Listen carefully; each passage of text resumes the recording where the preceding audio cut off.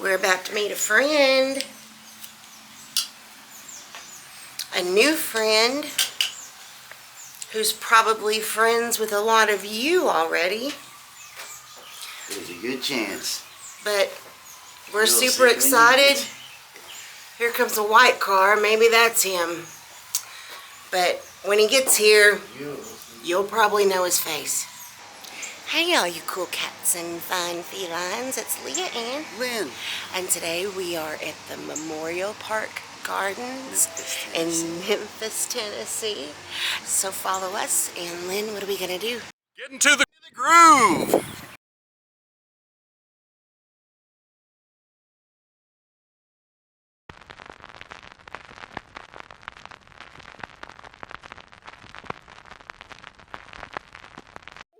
We were just Nice to meet you guys. Good to meet you too. We've been watching you guys for Both of you guys. on. This is like so surreal to us. Seriously. Well, let's go have some fun. I was thinking today maybe hitting Sam Phillips and visiting Red West. Let's do it. George Klein. And of course a lot of other stuff. Now what's interesting is he died in Nashville. He lived in Nashville, but they put him here, and I think they did that because Elvis fans are going to see him here. You know, he decided to get right here by the grotto. Oh wow! I mean, it's a perfect place. Yep. Wow. This is gorgeous. Yep. And you see right there, it says we can't go on together with suspicious minds. So this is it. Wow. Yep. That is insane. Yeah, he's got his song lyrics and the music on both sides. He said, I gotta try and outdo Elvis. Yeah. He wrote Hooked on a Feeling. Yeah. Wow. I'm believing that you're in love with me. That's awesome. You're a good crooner, Jordan. But that's a really nice mausoleum. I mean, look around. You don't see that here. No, you So don't. I don't know what and that it's cost. right by the grotto. Yeah, I mean, that's the it most is. popular spot. So. Yep. You know, we've been here numerous times, and I've never It hasn't seen been this. here long. Oh, okay. Okay. It's been here I would say less than a year Okay. would be my guess. Wow. yeah, I was like, this. I mean, it's too big to kind of be overlooked by us, but Yeah. like, that's beautiful. It is beautiful. I love the song He's lyrics. got his initials right here. Yeah. His last name, I don't remember it, but it starts with a Z. His real name. Yeah. Yeah. Yeah, he's right here. He even has a little magnolia tree back here. Yeah, the little magnolia. Those are some nice shoes, Jordan. You can't miss Oh, you my coming. Ric Flairs? Yes! Woo! Yeah, Mr. Flair is the man. Yeah. Well, he came through. We were just talking about it last night. He's a Georgia Tan baby. Y'all know that story? No. Yeah, Ladies Georgia Tan would sold steal babies. babies and sell them. And Ric Flair's a Georgia Tan baby. Yeah. Ric Flair was telling the story. He said, when I was born, my mom was poor, and they told her that I died. So she never knew any different. And he was sold, delivered to his parents now in Detroit while his dad was in medical school. And then they moved to Nashville and then moved to Minnesota and raised him in Minnesota. Wow. Yeah, they called her the Black Widow. But that happened in Memphis. Now tell him what we were looking at where the house was, and he said that they had to dig up all the ground underneath. Yeah, if you go look where the house was, there's a building there. There's two buildings there now. One of them is lower than the other because when they tore the house down, they had to dig the earth up because there was children buried under the house. Oh my So that's why it's lower. gosh. Yeah, it was evil. That's what I was about to It say. sounds like Yeah. pure Yeah. evil. Have the people that live there complained about any kind of? Well, there was a lot of political things going on too, and Crump, you see Crump Boulevard and all that kind of Right, stuff. right. He was tied up in that stuff because she was paying off different people. You know. Oh my god. Yeah, it was a mess. Okay. Yeah. Wow. Yeah. That's another. That's shocking. Yeah. Ric Flair, though, do you think he is the only man alive that is like associated with the sound? Like anytime you see Ric Flair, what do you do? Yeah, the woo. Yeah. Or kind of like Elvis, I always hear Zarathustra, you know, like because that's their Space Odyssey theme. They both used it. Yeah. Right here, Marshall. This is Marshall Grant. These two. This is his big. Oh, he's okay. big right here. Okay. You let's sweep get all Oh, this Marshall, up. Yeah. I see the bench over there with the.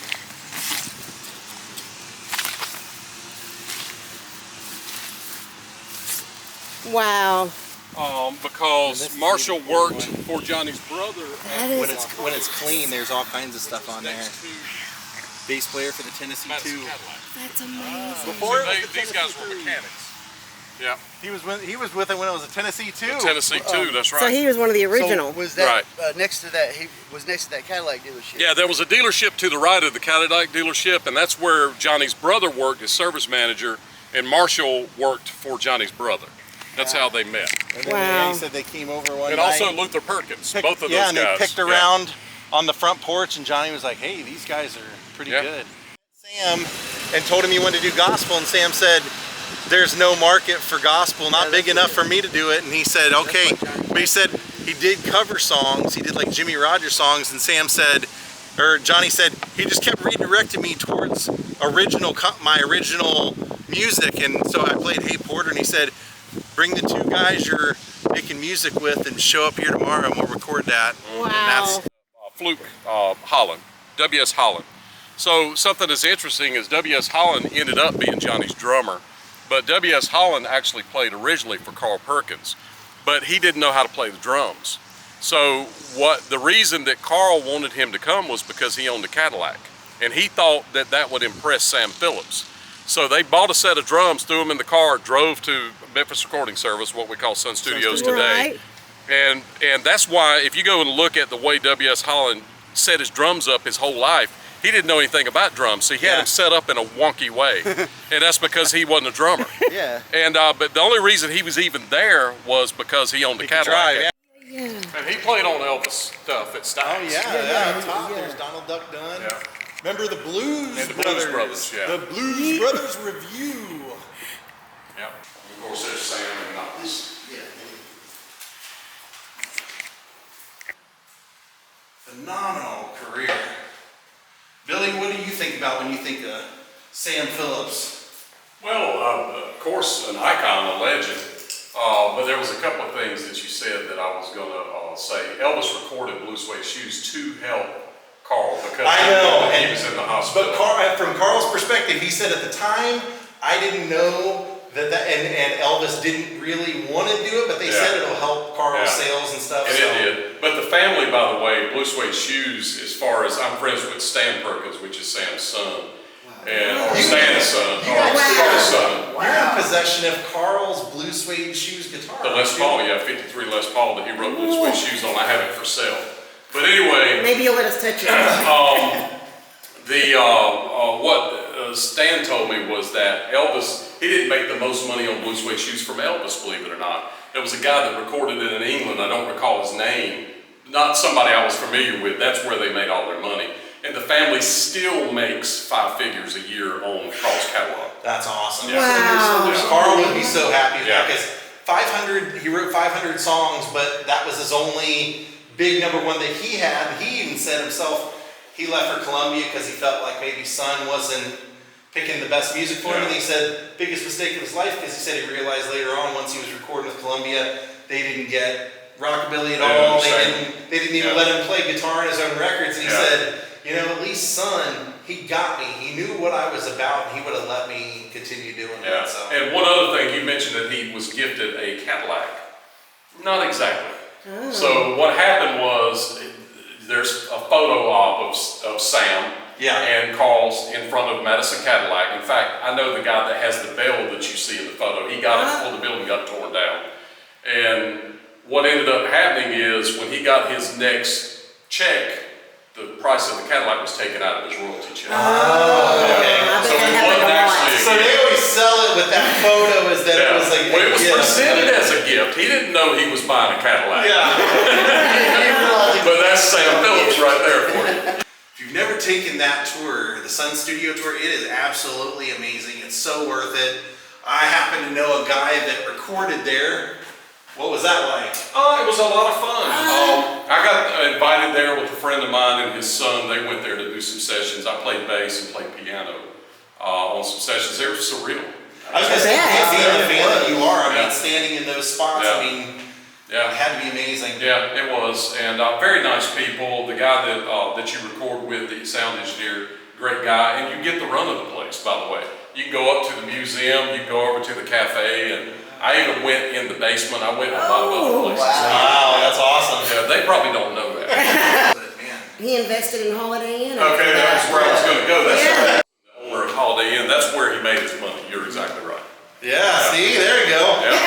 She knows some Four stuff. Elvis minds working together. That's it. That's it. Rest in peace, Sam. Thank you for everything you did. Much appreciated. Went with Elvis, and I'm going from memory, but I think it happened at the World's Fair from my memory. Oh. Was the first time that he went with Elvis to film. And you can see Richard. In fact, there's photos of Richard and Elvis together, and they look very, very similar. Oh. So I think He was Richard a would be a good-looking guy. stand-in. Yeah, could have been a stand-in. In some stuff, yeah. It says loving husband to Kim, devoted daddy to Brandon, Dylan, and Madison. They had triplets. TCB. In fact, I just told a story where Elvis's prom date, Regis Wilson, I interviewed her. She lives in Florida. And Regis told me that when they went to the Peabody in the ballroom, that they went in, sat down at the table, they drank a Coke, and they got up and left, and not one person spoke to Elvis. So if he had friends, someone would have spoken to him. She said literally not one person spoke to him. Well, then the roles reverse because Elvis becomes the most popular man in the world. That's right. And he's getting George Klein in his movies. And That's right. George was a radio DJ That's right. and all that stuff. He had a pretty good career on his own. He really did. And I actually filmed the funeral. So if you want to see the funeral, I was here. I got permission from his wife, Dara. And Priscilla pulled up right here and got out. They covered her with umbrellas and all kinds of things like that happened. It was quite a spectacle. I'm sure. But all of that happened right here. I'm thinking of how to do this. I heard this story about him hitting Charlie. He punched Charlie in the face. Yeah, Ginger told me that story. Yeah, you know. that was when I think Charlie kept talking about somebody was getting a free car, and he kept bringing it up. But yeah, and she said she was riding with Kathy Westmoreland, one of the people that got the car, and they went out to test drive the car, pulled back up, and there was nobody standing outside except for Billy Smith. And when they got out, Billy said, you know, something's happened. So she went upstairs, and she said Charlie was sitting on Elvis's toilet, the one that eventually, you know, August the 16th, and his nose was broken. It was pushed over to the side. Wow, you got And he got whacked. Yeah. Now, Red was the one that wrote the book. Yeah, and you know what? If you read the book, most of the people that are mad at Red West and Sonny and Dave Hebler never read the book. Read it. It's not Right. that bad. I think the anger comes from people. Timing. People feeling that Elvis felt betrayed. Because I know that there was comments made. People said that Elvis said, like, you know what? They can write that. They got to support their family somehow. If that's how you know, that kind of thing. You know, well, they felt betrayed at the same time. So, you know, nobody can be in that situation and know. You know, nobody here knows what they would do in that situation. All I could say is that Red was there for 20 years. Red and Elvis were like that. And when I think of Red West, I think of Elvis Presley. You know, it's just that simple. And I went to that funeral. And I saw Red West the first time I've ever seen him in person. I filmed him. In fact, if you go look at the Sonny West video of the funeral, you'll see Red as a pallbearer. I saw him. He was as close to me and you. I was this close to him, and I started to talk to him, and I thought, now's not appropriate. And I knew that he was scheduled to be at Elvis Week. So I thought, I'm gonna meet him at Elvis Week, and it's gonna be so cool. Right. He didn't live till Elvis Week. Isn't that crazy? The timing between the two deaths, though, even. That was very, very close. That was a bad year for the Memphis Mafia. Was. Just like whenever in 2023 when Lisa Marie passed, when she went to 2020, 2023, when she went to the Elvis Week, and then shortly thereafter. It was terrible. But Red was a superstar on his own. If you look at his catalog of songs that he wrote, it's unbelievable the stuff he wrote. Yeah, a lot of Elvis songs, but a lot of other hits for other people as well. When you start doing away with people, you start taking. In order to know Elvis, you've got to know the whole puzzle. That's every single piece. If you leave pieces out of a puzzle, it's not a puzzle anymore. You're so That's right. Rest in peace, Red West.